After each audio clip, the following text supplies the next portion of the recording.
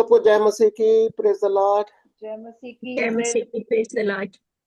हम अपने अध्ययन को जारी रखते हैं। 12वां अध्याय हमने कल खत्म किया था और देखा कि स्त्री स्वर्ग में उसका एक दर्शन है। वो स्त्री कौन है? इज़राइल। देखो, हमने अभी तक क्या सीखा कि वो 7 साल का जो पीरियड है जहां पर कलीसिया ऑलरेडी उठाई जा चुकी है। संसार में सिर्फ इज़राइल रह गया नीचे। इज़राइल भी जो प्रभु यीशु मसीह के अपने मसीहा के आने का इंतजार कर रहा है। बाकी के लोगों ने प्रभु यीशु मसीह को ग्रहण ही नहीं किया। सुसमाचार सुनाया गया, सुसमाचार सुनाकर उन्होंने यीशु को, सुसमाचार को ग्रहण नहीं किया। इसका मतलब कलीसिया का युग खत्म हो गया, कलीसिया उठा ली गई। पर पीछे कौन रह गया? बाकी इज़राइल जो मसीहा का इंतजार कर रहा है। उनको अभी तक ये समझ में नहीं आया कि यही यीशु जो इंसान बनकर आया, जो क्रूस पर चढ़ाया गया, जिसने अपना लहू बहाया, वो स्वर्ग से पिता का पुत्र है जो जमीन पर उतरा था। पर लेकिन जब यही इज़राइल यीशु को मसीहा करके पुकारेगा, यानी ये स्त्री गर्भवती हो जाती है। हमने देखा 12वें अध्याय में जब इसने यीशु को ग्रहण कर लिया। कोई 12वें अध्याय के अंदर कहीं देखोगा कहां लिखा कि वो स्त्री गर्भवती हुई है। और दूसरी आयत से है ना, दूसरी आयत में हाँ, तो वो अब जो गर्भवती होगी, अब जमीन, अब क्यों भागी वो जंगल की ओर भागी? क्यों? क्योंकि अजगर जो था उसके बच्चे को खाना चाह रहा, निकल जाना। दुश्मन, शैतान, अजगर। अजगर भी कहाँ का है? स्वर्गीय स्थानों का। जमीन पर उसके कोई रिप्रेजेंटेटिव्स है, कोई दो लोग हैं, उसका राज्य है, उसकी किंगडम है जमीन के ऊपर। ठीक है ना? तो अजगर उसके पीछे भागता है। पर लेकिन ये स्त्री 3.5 साल तक अलग, उसको परमेश्वर ने उसको पालना पोसना रखा। क्या 3.5 साल तक पढ़ा हमने छठी आयत के। और पैरेलली क्या हो रहा? देखो, जमीन पर अजगर उसके पीछे भाग रहा है। संसार की शक्तियां उसे नाश करना चाहती हैं। पर स्वर्ग में अजगर से लड़ने को निकले। मिखाइल और उसके स्वर्गदूत लड़ाई करने जा रहे हैं, उसके अजगर को मार रहे हैं और अजगर उठाकर नीचे फेंक दिया गया। ठीक है ना? और उस स्त्री को जैसे 2 पंख दे दिए गए। ये समझने की बात है कि वो स्त्री, इसका मतलब परमेश्वर ने उसको उठा लिया, जैसे कलीसिया का उठा लिया गया। उठा लिया, क्या क्या कर लिया हमको? जब हमारा रैप्चर हो गया तो हम कैसे, हम उठा लिए जाते, जैसे यीशु उठ गया, स्वर्ग की ओर चला गया, हम भी उठा लिए जाएंगे। ये इज़राइल भी जब इसने यीशु को ग्रहण कर लिया, अब ये संसार की शक्तियों से एकदम से बचाकर उठाकर जंगल में कहीं और ले गया, पता नहीं कहां पर, हम नहीं जानते। और वो उठाकर, और जो अजगर है उसका पीछा कर रहा है, और अजगर बहुत क्रोधित हो रहा है। अजगर उसके पीछे पानी का बाढ़, कहता मुंह से उसके बाढ़ आ रही है। बाढ़ छोड़ दिया उसने, कितनी पावर है उसके अंदर। पर लेकिन धरती ने अपना मुंह खोल लिया। क्या खोल दिया मुंह? उसने सारा पानी पी लिया। ठीक है, यहां तक हमने कल कर लिया था और मुझे उम्मीद है कि आप सब ने इस चीज को समझा होगा। आज हम करेंगे कि इसका 13वां अध्याय। ठीक है, प्रकाशित वाक्या उसका 13वां अध्याय, और धीरे धीरे पढ़ेंगे। अब देखते जाना है कि ये सारा का सारा दर्शन। अब 13वें अध्याय के अंदर हमने कनेक्शन देखना है कि जैसे 12 का 17 में क्या हुआ था कि अजगर उस स्त्री पर क्रोधित हुआ और उसकी शेष संतान, यानी शेष संतान कौन हो गई उसकी, स्त्री की शेष संतान कौन हो गई, इज़राइल। विश्वास इसराइली है, आए। विश्वासी। प्रकाशित 12 का 17 में पढ़ा था कि स्त्री की शेष संतान, यानी स्त्री कौन दौड़ रही है, ये इजराइल दौड़ रहा है, इजराइल दौड़ है, और उसकी जो शेष संतान है यानी विश्वासी लोग विश्वासी। परमेश्वर की आज्ञा को मानते और यीशु की गवाही देने पर स्थिर है, उनसे भी लड़ने को क्या, कौन, अजगर। अजगर। अजगर को आप कैसे भी ऐसे निशान लगा सकते हो। अजगर लड़ाई करने को निकल गया। अब क्या करने लगा वो, समुद्र के बालू देखो ये, समुद्र अब के बालू पर। देखो ये देख, ध्यान देना कि ये है कहीं स्वर्गीय स्थानों की चीज। स्वर्गीय स्थानों में ये ऊपर से नीचे गिराया, स्वर्ग से उसको उठाकर नीचे गिराया गया था, स्वर्गीय स्थानों से था, पर नीचे आकर वो जमीन के ऊपर इजराइल के साथ लड़ाई कर रहा है, उनको उनसे लड़ने गया है। इससे हम क्यों ये बार बार इजराइल का जिक्र करते हैं, मैं थोड़ा इस चीज को क्लैरिफाई कर दूं, क्यों हमको इजराइल को समझना है। इजराइल की तस्वीर हमारी तस्वीर है। हम इजराइल के साथ, वो कहता वो पेड़ है, वो जो पेड़ है वो, उसके साथ हम रोपे गए हैं। जो इजराइल के साथ हो रहा है वो हमारे साथ भी होगा। फर्क इतना है, जैसा इजराइल के साथ होगा, वो आज ध्यान देना, वो हमारे साथ भी होगा। जब हम प्रभु यीशु को ग्रहण करते हैं, अजगर हमारे पीछे पड़ेगा। ध्यान देना इस चीज को, कलीसिया के पीछे अजगर पड़ेगा। पर लेकिन प्रभु प्रभु अपनी कलीसिया को बचाए रखता है। एक चीज को मैं ध्यान रखना है, जब भी वो कहता स्वर्ग के लोग या जमीन के लोग, दो समझ में ध्यान दे देना।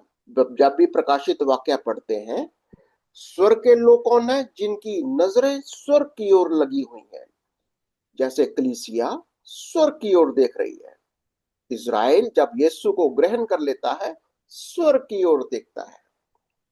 एक और चीज दिखाऊंगा, अगर आप देखना चाहते हो तो क्लूसियों उसका 3 अध्याय और पहली 5 आयतें देख लो। क्लूसियों 3 अध्याय और उसकी पहली 5 आयतें।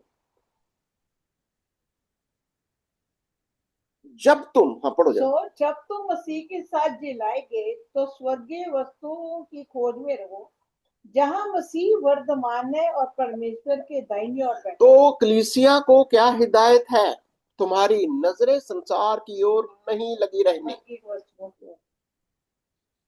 तुम हो संसार में, पर असली तुम कहाँ के हो, स्वर्ग के। तुम्हारी नजरें स्वर्ग की ओर लगी रहनी चाहिए। कहां पर, जहां पर मसीह वर्तमान है? और अपनी आंखों को कहां लगाए रखना, दूसरी है, पर की नहीं परंतु स्वर्गीय वस्तुओं पर ध्यान लगाओ। अपनी आंखों, यही उस समय जब इजराइल ने यीशु को ग्रहण किया, अब उनकी नजरें संसार की ओर नहीं है, उनकी नजरें स्वर्ग की ओर है, जहां पर प्रभु विद्यमान है। यस। अब होता क्या है, अच्छा चलो कलुसियों को कर लेते हैं, 5 आयतें कर लेते हैं क्योंकि फिर। तुम तो मर गए और तुम्हारा जीवन मसीह के साथ परमेश्वर में छिपा हुआ है। हम कहां पर हैं, मसीह में हैं। मसीह कहां पर है, स्वर्ग में। पर हम कहां पर, हम शराब संसार के लिए मर गए। हमारा जीवन यीशु मसीह में कहां पर है, स्वर्ग में है। तुम्हारा जीवन मसीह में है जो स्वर्ग में है। और चौथी आयत, जब मसीह जो हमारा जीवन है प्रकट होगा, तब तुम भी उसके साथ महिमा सहित प्रकट किए जाओ। जब यीशु आएगा, जब यीशु हमें लेने आएगा, हम भी यीशु के जैसा, हूबहू जैसा यीशु है।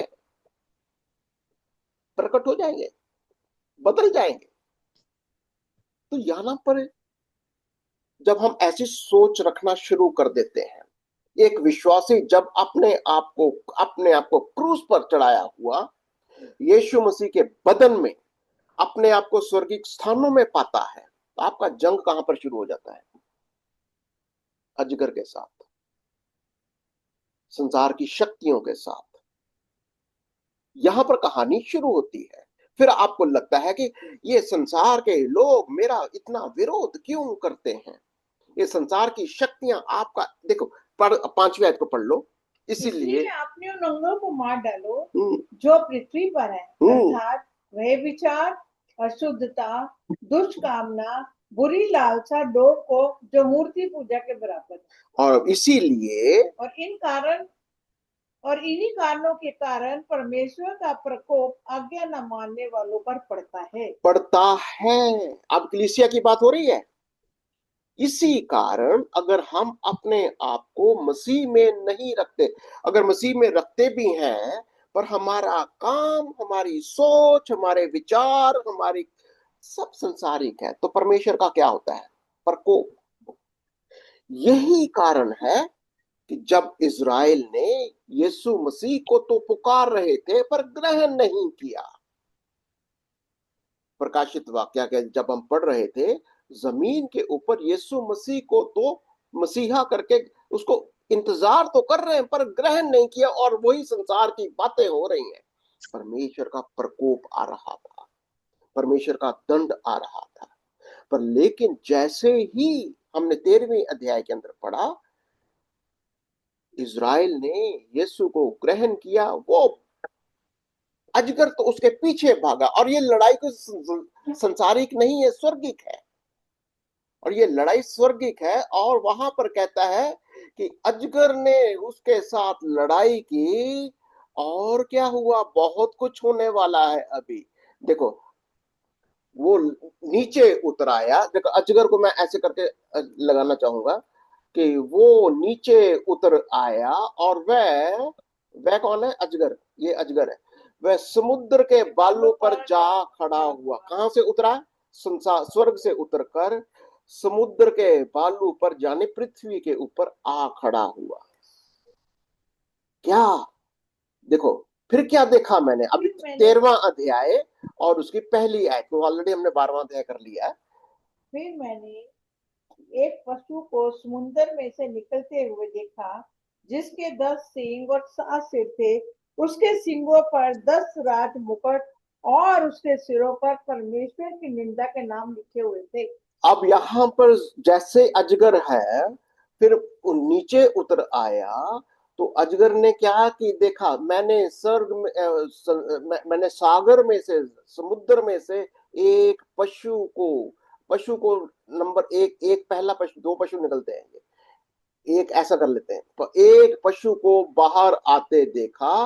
उसके 10 सींग थे। ये 10 सींग हमने पढ़ा था, कौन है ये 10 सींग? किसके 10 सींग है? अजगर के।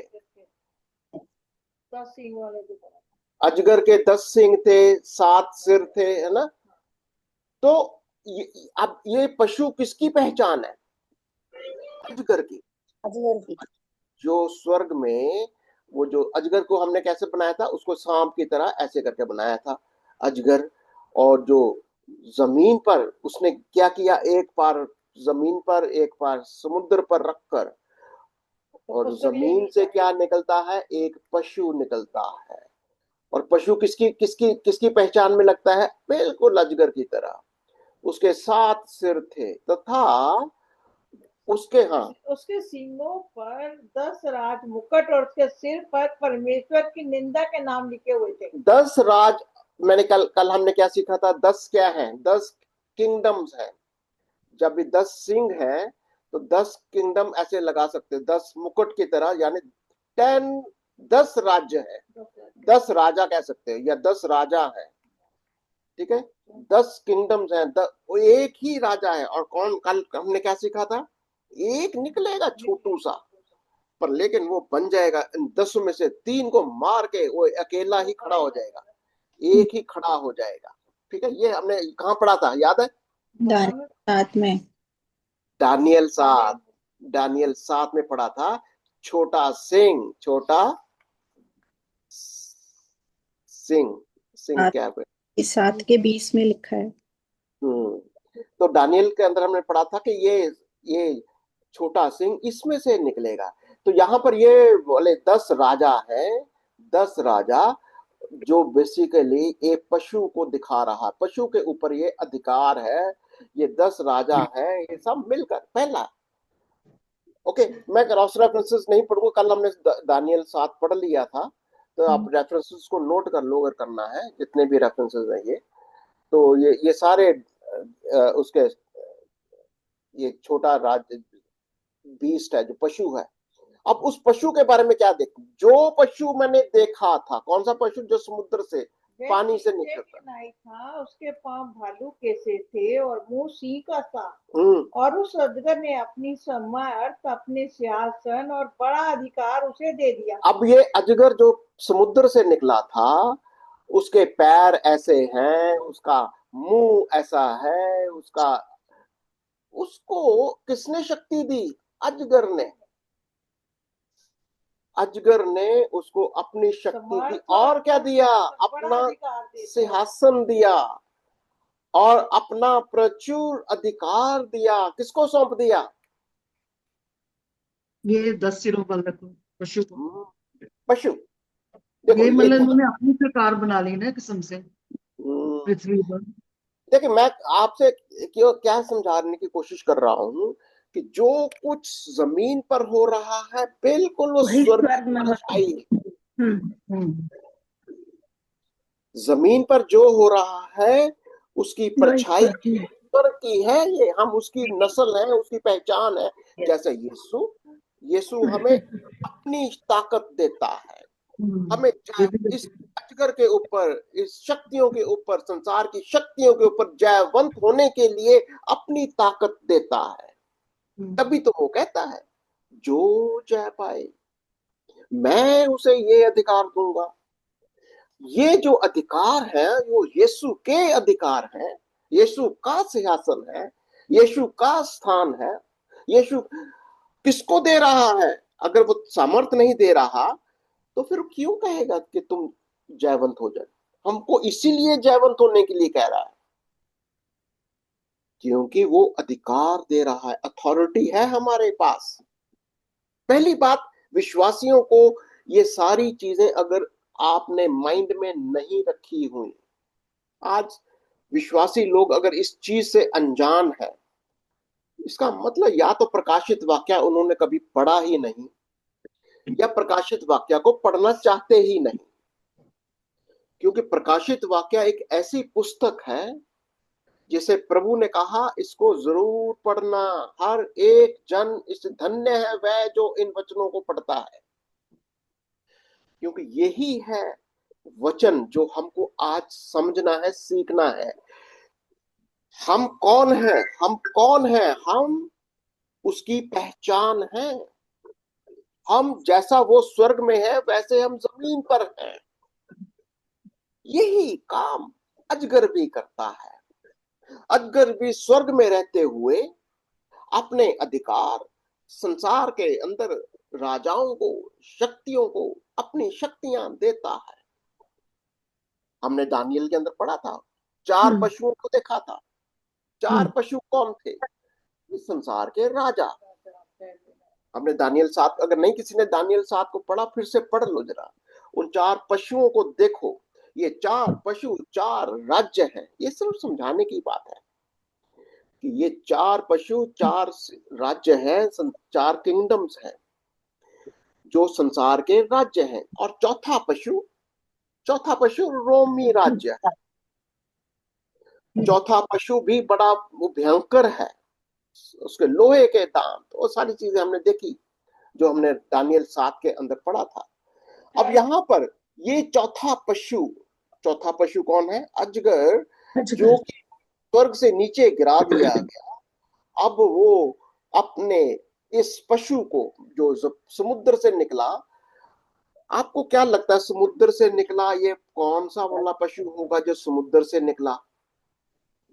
एक वो ऐसा हमने था। पहले हमने सीखा था ना कि लोग है ये, जब भी कभी समुद्र नजर आ रहा है ना, ऐसे लोग होते हैं, भीड़ होती है उनकी। अलग अलग इंटरप्रिटेशन है बिल्कुल। जब पानी कहते हैं, पानी का मतलब लोगों पर बैठा हुआ है।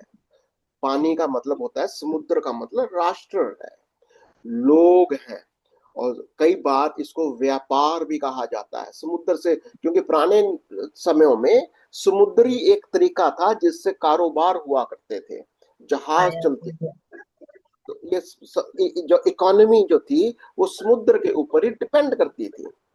तो उसकी सारी शक्ति जो थी वो बिल्कुल एक अपने लोगों के ऊपर, अपनी इकोनॉमी के द्वारा पूरा कंट्रोल करता है। वो सारी शक्ति अजगर दे रहा है वो अपनी ताकत को, ताकि वो उनके ऊपर राज्य करे।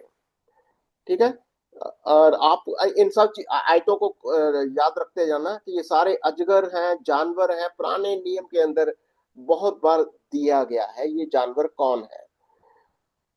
क्या देखा मैंने? मैंने उसका एक सर कह दे, तीसरी आयत को मैंने पढ़े। उसके सिरों में से एक पर ऐसा भारी काट लगा, मानो वे मरने पर है। तो इसका मतलब ये जो अजगर, उसका मतलब पहला अजगर, सॉरी, पशु, उसके जो 10 सींग हैं, एक घाव हुआ बड़ा बड़ा। एक सींग हट गया या कहीं ना कहीं उसको तकलीफ हो गई, एक सींग टूट गया या कुछ भी हुआ, वो घायल हो गया।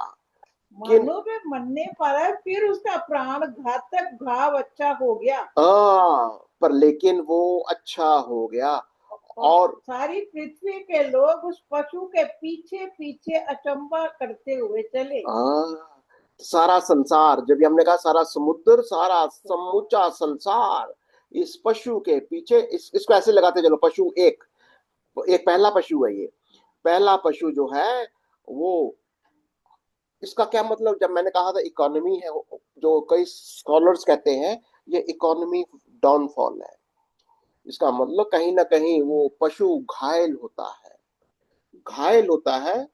जो कुछ स्कॉलर्स कहते हैं कि ये इकोनॉमी डाउनफॉल होगा, पर लेकिन फिर उभरेगा।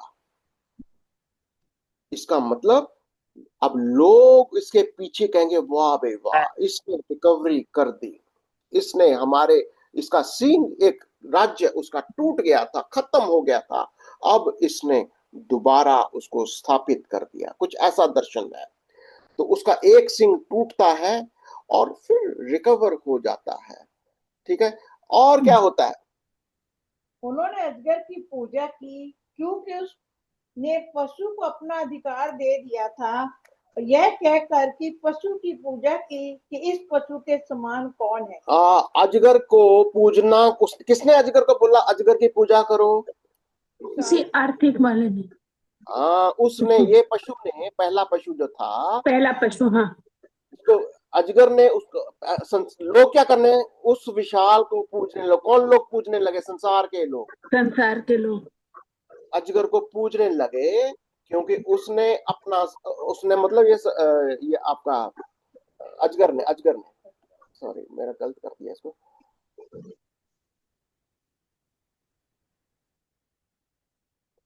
उसने मतलब इस अजगर ने, उसने अपना समूचा अधिकार उस पशु को दे दिया था।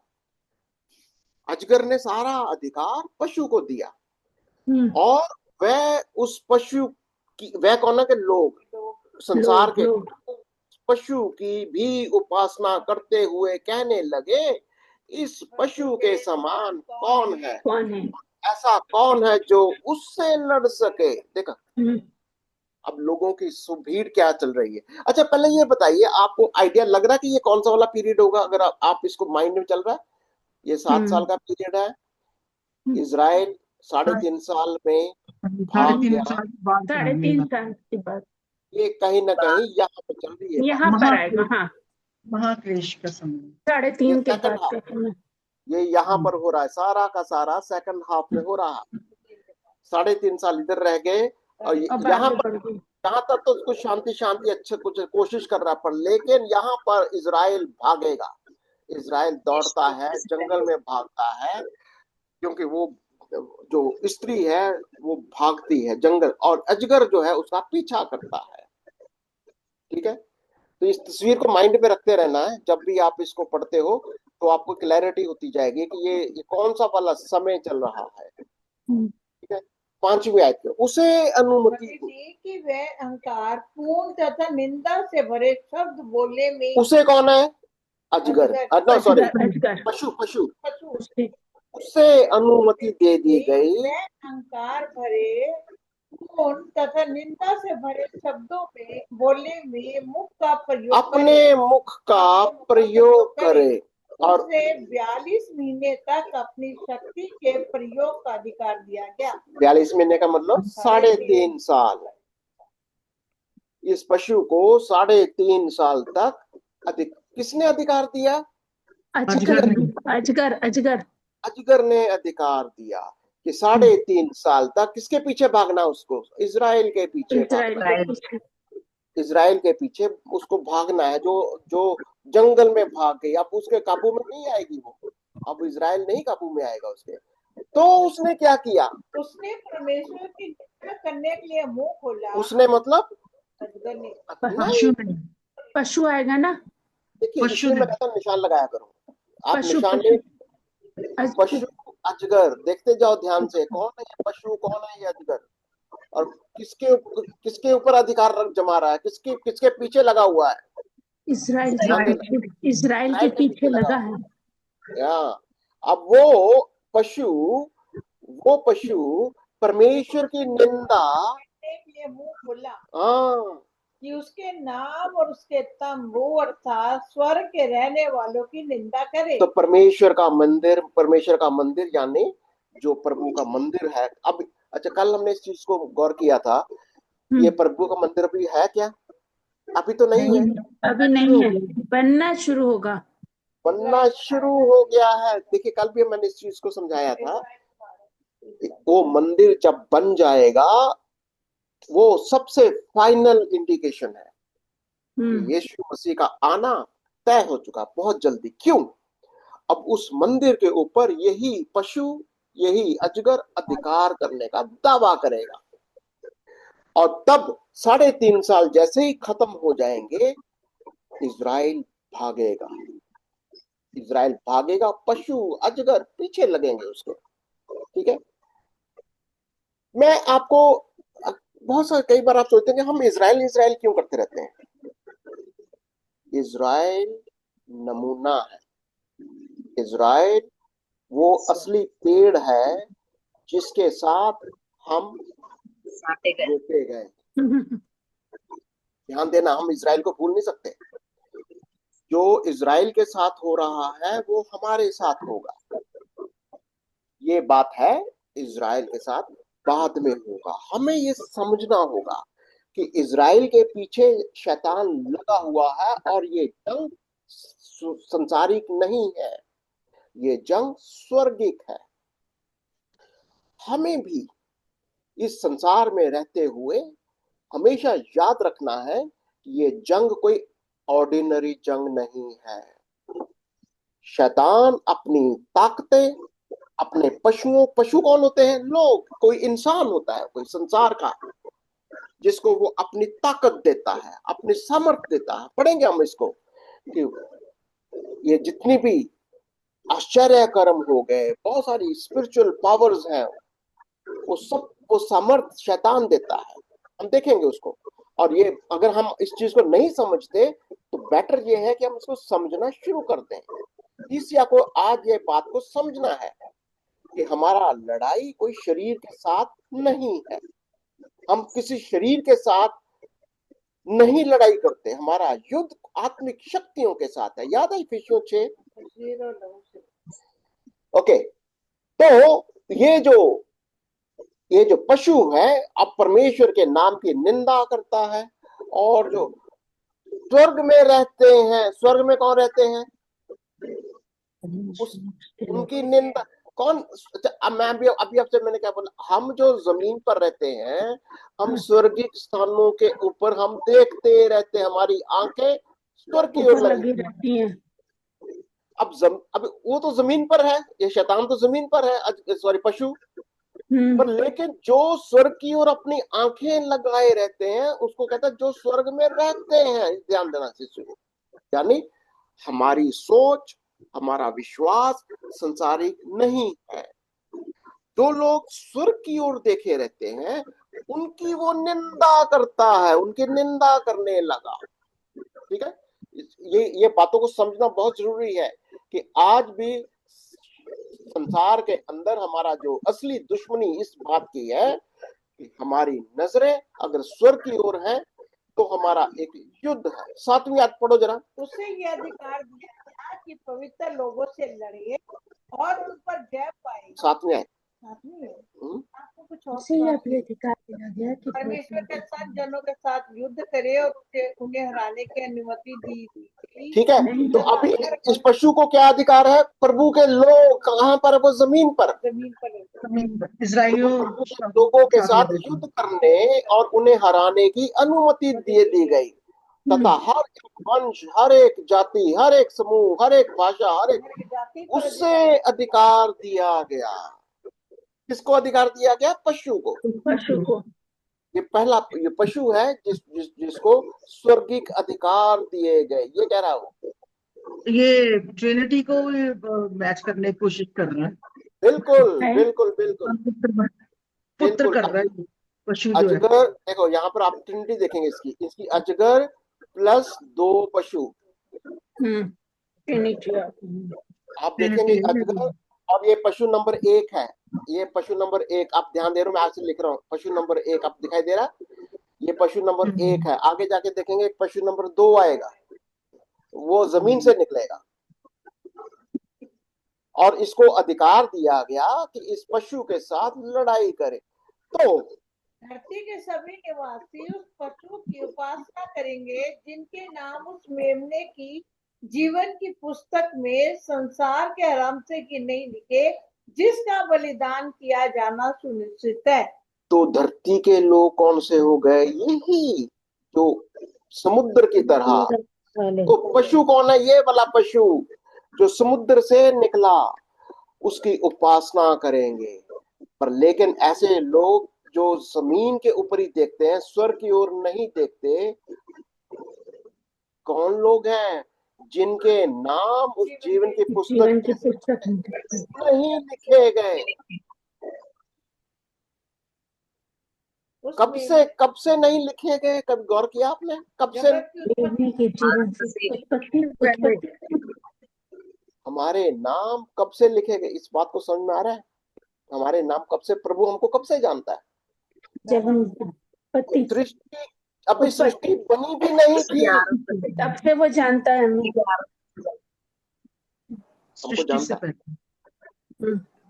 वो जानता है कि मेरे कौन, इसलिए मैं कहता हूँ ना, वो जो क्या बोलते हैं ना, वो जो पुराने मनुष्य क्या बोलते थे उसको, आदि आदि जो, हाँ, जो पुरुष 24 वृद्ध जन, जो कौन है? 24 वृद्ध जन। वो सेक्रेड लोग हैं जो टाइम टू टाइम आए हैं। जैसे मलकीसेदेक का नाम एक आता है, जैसे एलिया का नाम, मूसा, आदिवासी बहुत पुराने वंश के हैं वो। और दूसरा वंश जो है यीशु मसीह का है। एक वंश है जो इंसान की वो जातियां हैं जो परमेश्वर ने बनाई। स्वर्गदूतों की तरह थे ये लोग, जैसे मलकीसेदेक जैसे लोग, बहुत सारी ऐसे जातियां, बहुत पुराने लोग। पर लेकिन अब एक वंश उसने और निकाला, वो है मसीह का वंश। अब यहाँ पर बात हो रही है वो मसीह का वंश, इनके नाम उसने स्वर्ग की उत्पत्ति से पहले लिख दिए। वो यीशु मसीह की किताब है। यीशु मसीह की किताब में उसके जितने भी यीशु मसीह में हैं उनके नाम लिख दिए। ये बात को समझना बहुत जरूरी है। अगर आपको नहीं समझ में आता तो इसको जरूर इसका अध्ययन करिए कि वो कौन है जिनके नाम जीवन की पुस्तक में सृष्टि के आरंभ में से ही लिखे हुए हैं, कि जिनका बलिदान होना सुनिश्चित है। ठीक है, संसार के आरंभ से ही नहीं लिखे, जिसका ये वो लोग पशु हैं, वो लोग हैं जो इसकी उपासना करेंगे। पशु की उपासना करेंगे उनके नाम नहीं लिखे गए, ये ध्यान देना। जो उपासना करते हैं, शैतान की उपासना करते हैं, उनके नाम जीवन की पुस्तक में तो नहीं जो लिखे। इसी से क्लियर हो जाता है, जो जिसकी संतान है उसके पास इसके नाम होंगे। तभी प्रभु यीशु मसीह ने तेरा कहा ना कि तुम्हारा पिता तो शैतान है।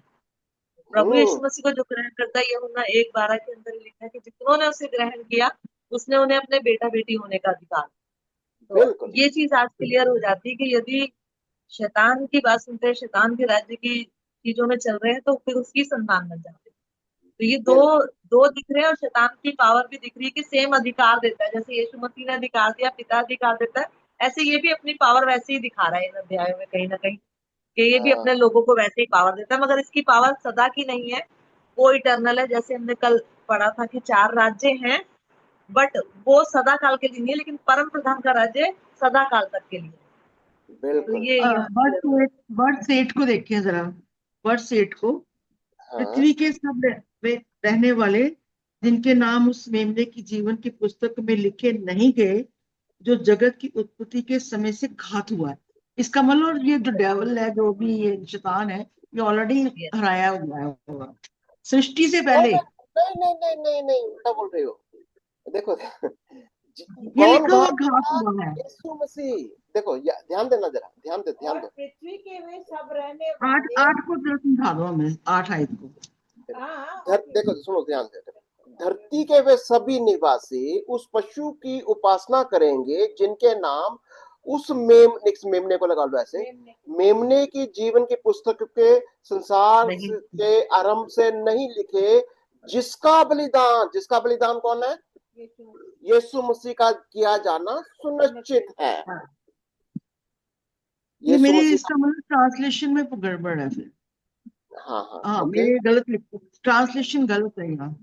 ओके। जीवन की पुस्तक मैं कोई और में जिसका बलिदान किया जाना, जिस नहीं, बलिदान तो कभी भी शैतान का नहीं होगा। नहीं, ऐसे लिखा हमारे, पृथ्वी के वे सब रहने वाले जिनके नाम उस मेमने की जीवन की पुस्तक में लिखे नहीं गए, जो जगत की उत्पत्ति के समय से घात हुआ, उस पशु की पूजा करेंगे। हाँ हाँ हाँ, ऐसे लिखा हुआ, यही लिखा हमारे पास मेरे ट्रांसलेशन और पृथ्वी के सब रहने वाले जिनके नाम उस मेमने के जीवन की पुस्तक में नहीं लिखे हुए। देखो फिर से ध्यान दो, मैं इसी को फिर से दोहराता हूँ। मैं इसको आपको, मैं अपनी एक और ट्रांसलेशन देख रहा हूँ। और पृथ्वी के वे सब रहने वाले जिनके नाम उस मेमने के ऊपर क्रॉस लगा दो, कि जीवन की पुस्तक में नहीं लिखे गए, जो जो जो कौन है? ये मेमना। लोग हैं। जो कौन है? मेमना। जो मेमना जगत की उत्पत्ति से के समय से घात हुआ है। ठीक है, समझ में आया अभी? हाँ क्लियर है? ठीक है, यानी यीशु मसीह तो घात हुआ है, लेकिन ये हाँ लोग जिनके नाम पुस्तक में नहीं लिखे गए, मेमने को नहीं जानेंगे, लेकिन पशु की पूजा करेंगे। हाँ, तो यही कह रहा है वो। यीशु मसीह जगत की ठीक है, उत्पत्ति से घात हुआ है, ये समझना। हाँ, लेकिन उस पर ट्रस्ट नहीं कर रहा, उसे ग्रहण नहीं कर रहे, लेकिन वो पशु की पशु की पूजा पूजा कर रहा है। करेंगे। एक्चुअली ना पशु की बाइबल भी पूजा शॉर्ट करेंगे। हैंड में लिखी हुई है ना, हाँ, बाइबल में क्या शॉर्ट हैंड में लिखी गई है, कई बातें नहीं यही समझ में खेद है, आती। लेकिन आज ये हमें पढ़ के खुलासे तो हो रहे हैं, हम तो नहीं तो इन्हीं में अटक जाते थे। हाँ, बिल्कुल। देखिए जब तक आप इंडक्टिव, इसलिए मैं कहता हूँ इंडक्टिवली पढ़ा करो इसको। इंडक्टिवली पढ़ने के लिए आप ये छोटे छोटे एरर हमारे बहुत बहुत हमारी डॉक्ट्रिन का देता है। इंसान के लिए पूरा लिखा हुआ है। कह नहीं क्या बोले? सकते ये अलग चीज है, जिनके नाम उस मेमने की जीवन की पुस्तक में नहीं लिखे नहीं गए, उस पशु की पूजा करेंगे। हाँ, जो जगत की उत्पत्ति के समय से घात हुआ, ये जो कौन है? ये तो यीशु मसीह के लिए है। ये यीशु मसीह की बात हो रही है। यीशु हाँ मसीह जी। जब याद है, जब आदम हवा ने पाप किया था, तो उसने एक मेमने को मारा, उसके हाँ, चमड़े का उसका लंगोटा बनाया। वो मेमना कौन है? यीशु मसीह का उस वक्त ही हुआ था। बिल्कुल, यीशु मसीह का मारा जाना, ये सृष्टि की उत्पत्ति से ही इसका प्रकाशन शुरू है। शुरू हो चुका है।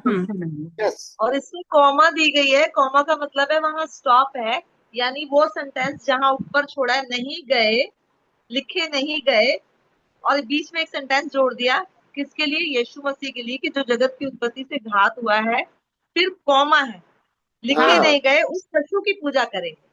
हाँ, यस, यानी यीशु मसीह की नहीं कर रहे, उस उस पशु की पशु पूजा की करेंगे, कर रहे हैं वो लोग। पशु की पूजा कर जिसके रहे हैं, कान में सुने लिखा है। Yes, अब जिसके clear हो गया। कान। कॉमा है, कॉमा है, कॉमा जिसके से ब्रेक कान हो वो सुन ले। अभी आपको समझ में आया कि बाइबल को पढ़ना कितना इम्पोर्टेंट है। बहुत अगर हम सिस्टमेटिकली वचन को नहीं पढ़ेंगे, आपका इंटरप्रिटेशन समझ, कई बार कॉमा फुल स्टॉप आपको कुछ कहीं का कहीं ले जाएगा। बिल्कुल। वचन को बड़े ध्यान से पढ़ना है, ठीक है। आइए थोड़ा आगे बढ़ते हैं। वेरी गुड, आप लोग अच्छा क्वेश्चन कर रहे हो। आगे चलते 9वीं आयत को देखते हैं। जिसके कान, 9वीं आयत में कहता है जिसके कान हो वो सुन ले। क्या कान हो, ये समझ लो कि पशु कौन है, पशु कौन है, यीशु कौन है, बलिदान किसका है, पूजा किसकी है, आराधना किसकी है, सब आपको ये समझना है। और जो जा पाए, अच्छा चलो तो उसका था। जिसको कैद में पढ़ना वह कैद में पड़ेगा। अब ये जो 10वीं आयत को देखो, समझाइए, देखो बंदी, जिसको- दूसरी आयत ट्रांसलेशन में पढ़ो।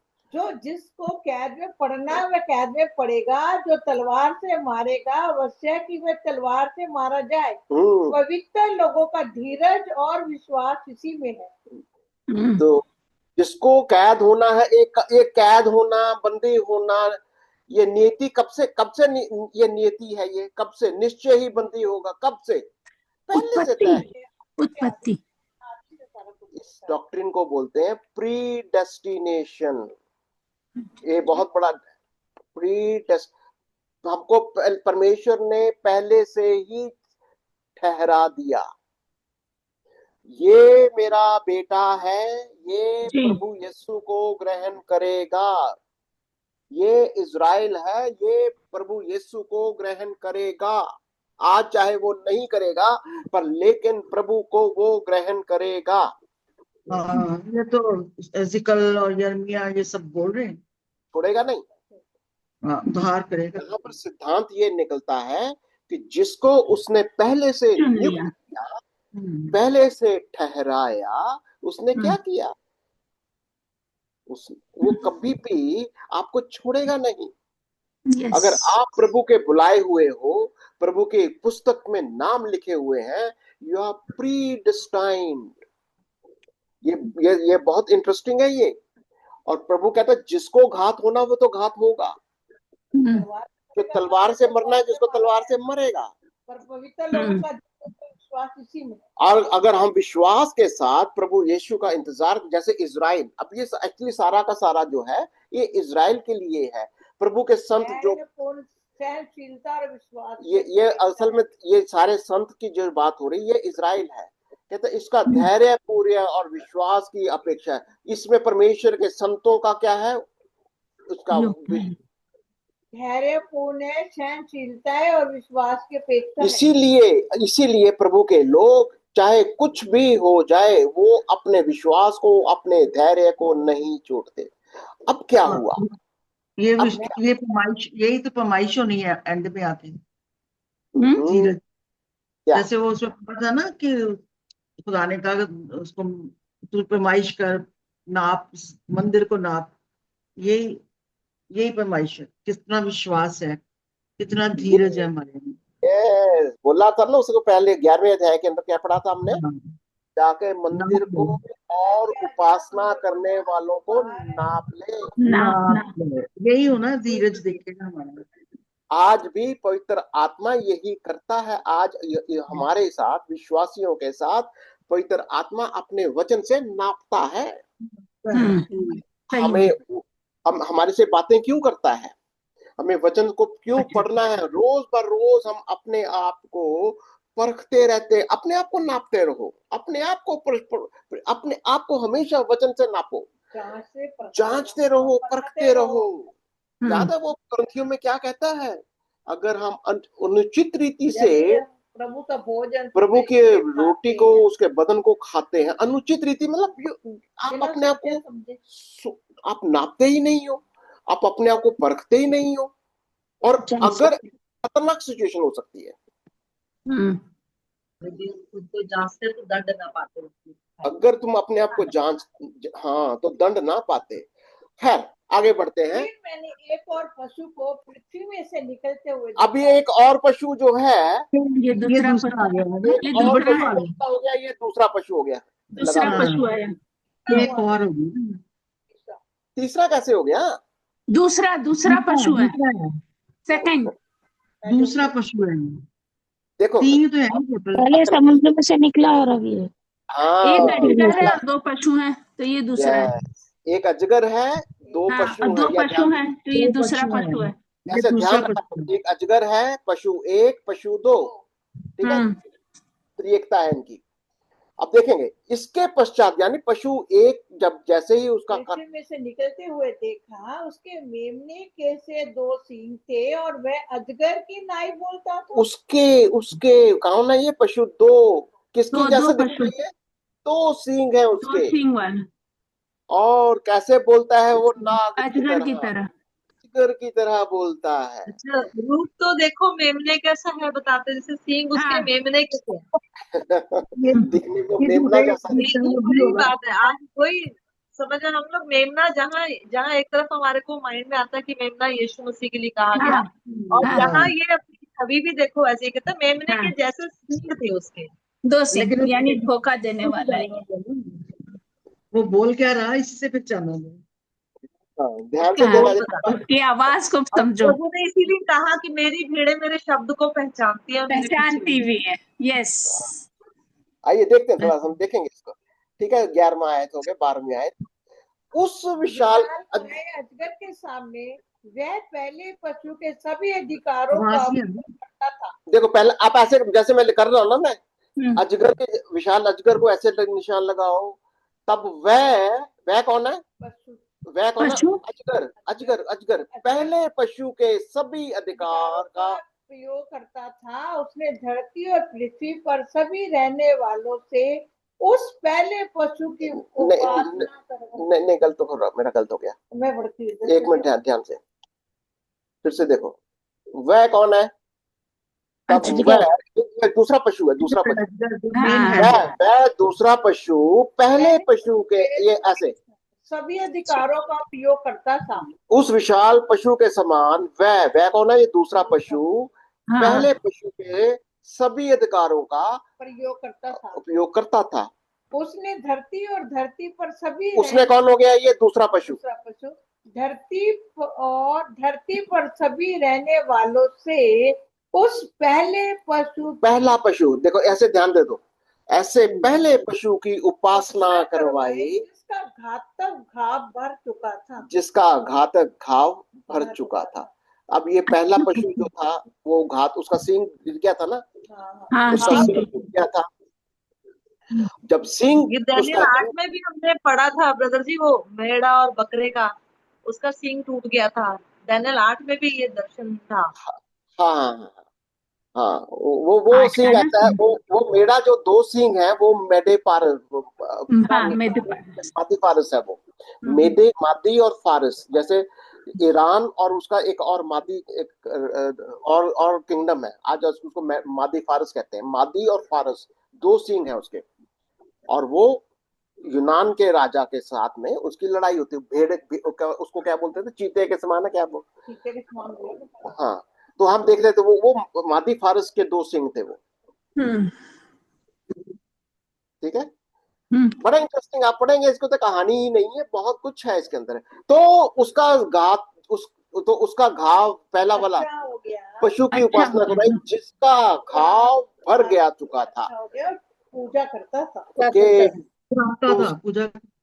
पूजा करवाई उसने, लोगों को जबरदस्ती पूजा करे। तो दूसरे पशु ने क्या किया? दूसरे पशु ने बड़े बड़े चमत्कार किए। ये दूसरा पशु है, बड़े बड़े चमत्कार किए, यहाँ तक कि सभी लोगों के सामने उसने धरती पर आकाश से आग बरसा दी। तो दूसरा पशु क्या कर रहा है? बहुत बड़े बड़े चमत्कार कर रहा है, ठीक है। आग बरस रही है। स्वर्ग से पृथ्वी पर आग बरसाती है। हाँ, ओके, तो आगे देखते हैं। वह कौन है? ये दूसरा पशु है। दूसरा पशु निवासियों को छलता चला गया, क्योंकि उसके पास, पहले पशु की उपस्थिति में, उसका मतलब दूसरे पशु के पास पहले पशु का एक कर दो कि उपस्थिति में चमत्कार दिखाने की शक्ति थी। ठीक है, दूसरे पशु ने धरती के निवासियों, दूसरा पशु कौन है? कैसे दूसरे निवासियों से पहले पशु को आदर देने के लिए, जिस पर तलवार का घाव लगा था और जो ठीक हो गया, उसकी मूर्ति बनाने को तो कहा। किसकी मूर्ति बनाई उसने? पहले पशु की। पहले पशु की। ठीक है, दूसरे पशु ने धरती के निवासियों से उस पहले पशु को नंबर 1 कर दिए को किसकी पूजा करवाने के लिए कह रहा है? पहला पशु, पहले पशु की, जो तलवार से घाव हो गया था, जो ठीक हो गया था, पहला पशु ठीक हो गया था, उसकी कौन है? पहला पशु मूर्ति बनाने को उसकी हेल्प करने के लिए आ गया। जो सेकंड वाला वो फर्स्ट वाले की हेल्प कर रहा है। Okay, very good very good. चलो ठीक है, देखते हैं। ओके, तो हमने कहा देख लिया? 15वीं आज पहले कंप्लीट। दूसरे पशु को ये शक्ति दी गई थी कि वह पहले पशु की मूर्ति में प्राण प्रतिष्ठा करे। ओ, मूर्ति, देखो इंटरेस्टिंग, कितनी पावर है उसके पास दूसरे पशु की। पहले पशु की मूर्ति बनाई और वो मूर्ति के अंदर जान भी फूंक दी। प्राण होने से कितनी पावर है? ये वाली पावर है इसके। वो पशु की, जिसकी पहले पशु की मूर्ति बनाई, उसके अंदर अब आपको क्या समझ में आता है? ये जान फूंक दी, ये क्या समझ में आया? हमने क्या देखा था? ये कोई ना कोई सचमुच का राजा होएगा उस टाइम का। हाँ, नहीं, आप इसको समझो ना। पहला पशु कहां से निकला था? समुद्र से। समुद्र में से। समुद्र से मतलब क्या निकला? हमने क्या पढ़ा था इसलिए? Economy downfall. इकोनॉमी, हाँ, इकोनॉमी, जो जैसे आजकल पैसे इकोनॉमी डाउनफॉल होता है, पूरे अंदर अराजकता फैल गई, लोगों के पास पैसा नहीं है, धन दौलत नहीं है, खत्म हो गई, अराजकता फैल गई। जब दूसरा पशु आता है, उसने उस सब चीजों को रिकवर करवा दिया, इकोनॉमी वापस आ गई, लोगों के पास धन दौलत आ गई।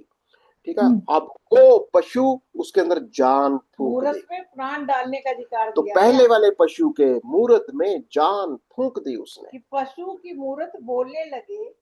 अब वो पहले पशु की वो लोगों ने क्या किया? देखो, अब इसको ध्यान से देखो जरा।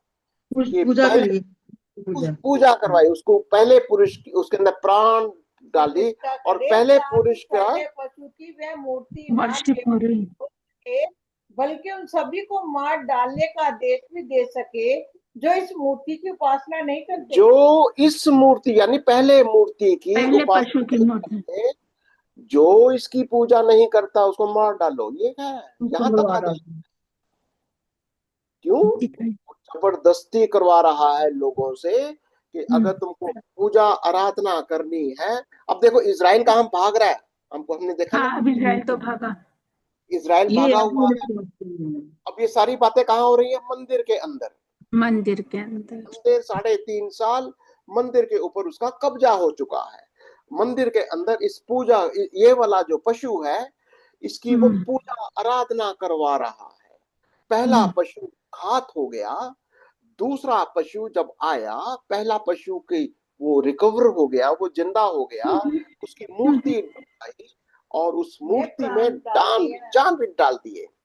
ठीक है, पवित्र आत्मा का रोल अदा कर रहा है। बिल्कुल, हाँ। अब देखो, अब ये दूसरा पशु क्या करता? ध्यान देना। अब ये दूसरे पशु, 16वीं आयत को देखो। उसने छोटे बड़े, धनी, कंगाल, स्वतंत्र, दास सबके दाहिने हाथ या उनके माथे पर एक उस पशु का नाम, उस पशु का नाम कौन है? पहला वाला उस पशु के नाम और उसके पहला वाला पशु से संबंध एक अंक की छाप लगवाए। समझ में आया? यस। ये वाला पशु, जो दूसरा पशु आया, उसने कहा कि वो पहले वाले पशु की पहले पूजा करो, आराधना करो, और उसकी छाप, इसकी छाप माथे पर नहीं, या तो माथे पर लगाओ, दाहिने हाथ पर लगाओ, करा दी, या उसकी कोई संख्या, कुछ उसकी मार्किंग होगी। एक एक छाप कर दी। अच्छा ये बताइए कि किसकी नकल हो रही है, किसकी नकल हो रही है? बिल्कुल जैसे यीशु मसीह ने पवित्र का आत्मा लहू की लगाया पवित्र आत्मा की होगा छाप शपथ पे। के विश्वासी लोगों पर होती है, ऐसे ही ये भी कर रहे हैं, जैसे जैसे इजरायलियों को ऊपर मोहर लगा दी थी, मोहर अपने लगा दी लोगों को ऐसे। वो अलग ये कर कर दिया। रहा है, मोहर लगाने का काम। नकल, सब कुछ जैसा यीशु कर रहा है, जैसा यीशु स्वर्गिक स्थानों में कर रहा है, अपने लोगों को मोहर लगाकर अपने लोगों को अलग करता है। 1,44,000 को इकट्ठा कर लिया। अब यहाँ पर ये भी सब लोगों के ऊपर अपनी छाप लगा रहा मोहर है। लगा ओके, तो अब क्या हुआ?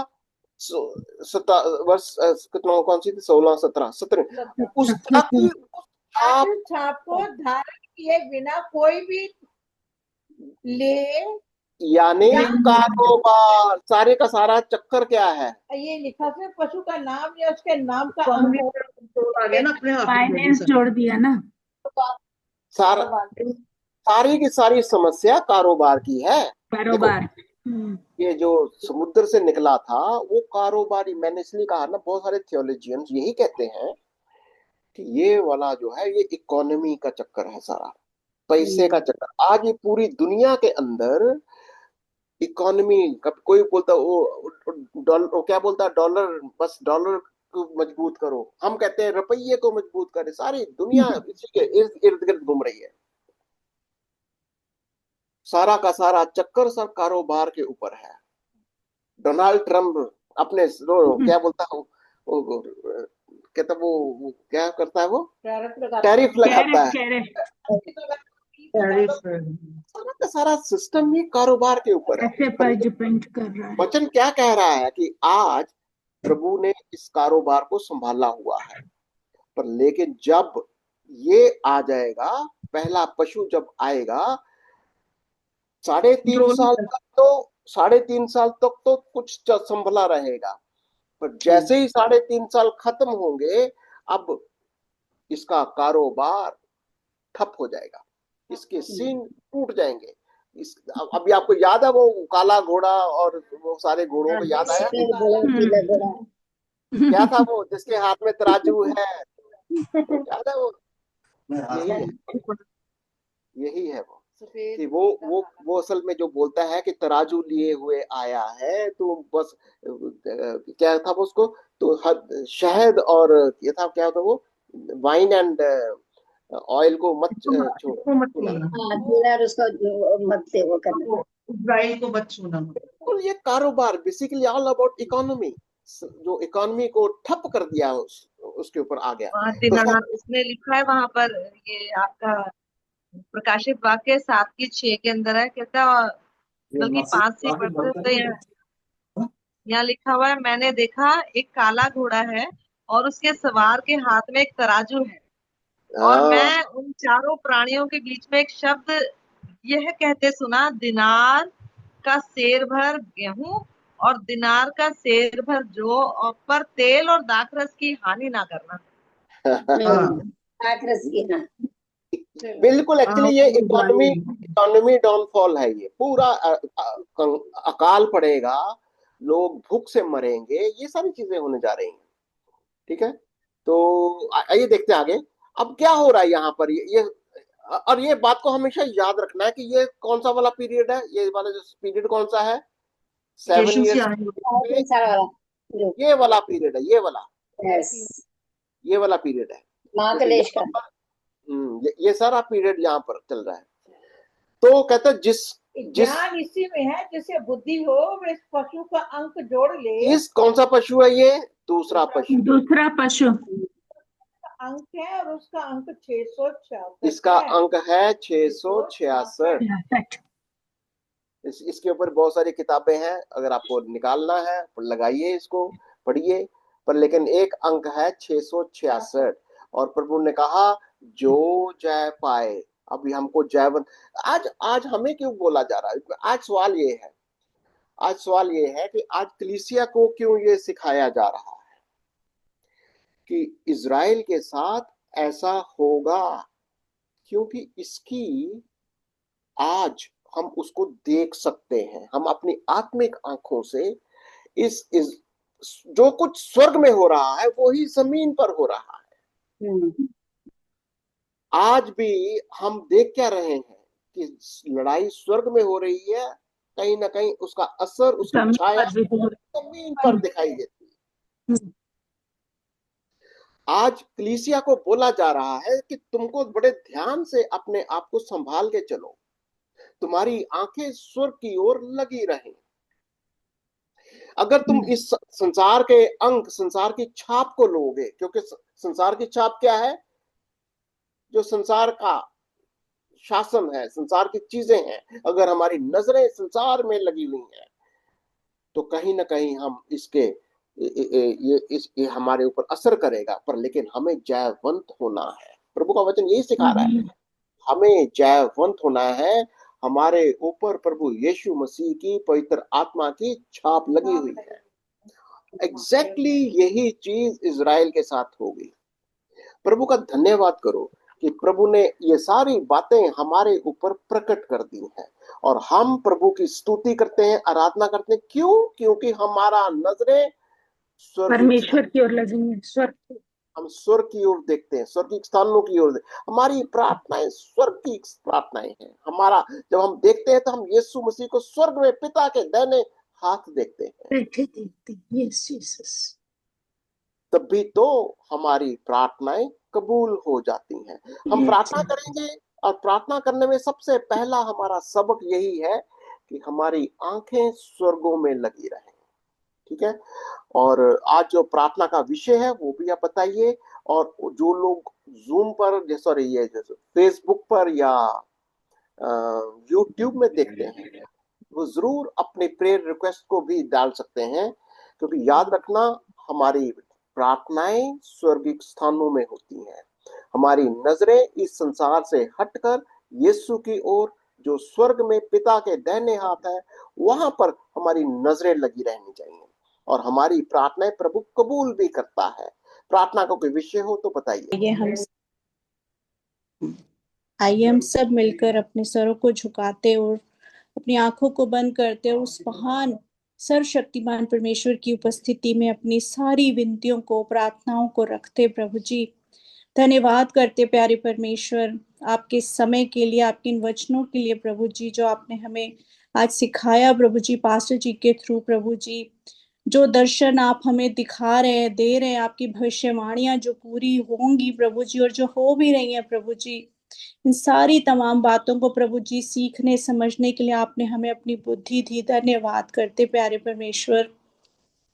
मेरे खुदा आपका वचन कहता है कि जितनी भी प्रार्थनाएं हो, विनतियां हो, वो सब उस परमेश्वर के सम्मुख धन्यवाद के साथ उपस्थित किए जाएं।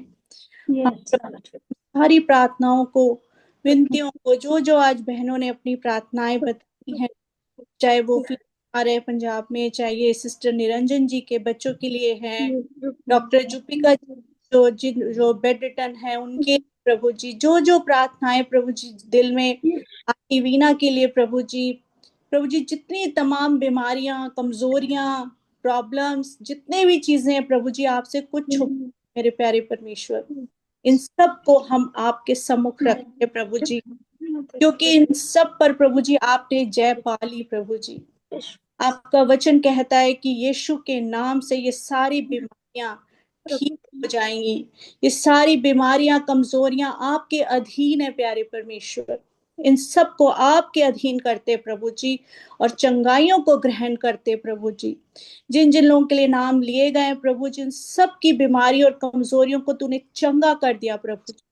अपना शिफा वाला हाथ, अपना चंगाई वाला हाथ आपने उनके ऊपर रख दिया प्रभु। हम विश्वास करते प्रभु जी, जैसे पास्टर जी ने कहा कि हम स्वर्गीय स्थानों में प्रार्थना करते, स्वर्गीय निगाहों में अपने मनों को उठाते हैं, स्वर्गीय जगहों के लिए हम ध्यान रखते हुए प्रार्थना करते। हाँ प्रभु जी, क्योंकि हमारी प्रार्थना का उत्तर आपके स्वर्ग के सिंहासन से आता है प्यारे परमेश्वर।